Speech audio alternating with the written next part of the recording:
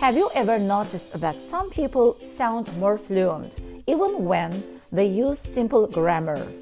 The secret is not always difficult vocabulary. Sometimes it is the small words they use while speaking. But those words can instantly make your English sound more natural and advanced.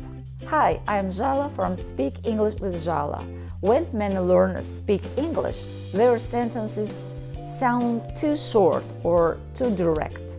For example, I missed the bus. Simple but flat. But now listen to this. Unfortunately, I missed the bus. One small word suddenly adds emotion and makes the sentence feel more natural. Here are some words native speakers use all the time. Fortunately, we arrived on time. Unfortunately, my phone died. Surprisingly, the exam is easy. Honestly, I was really nervous. Technically, he was right.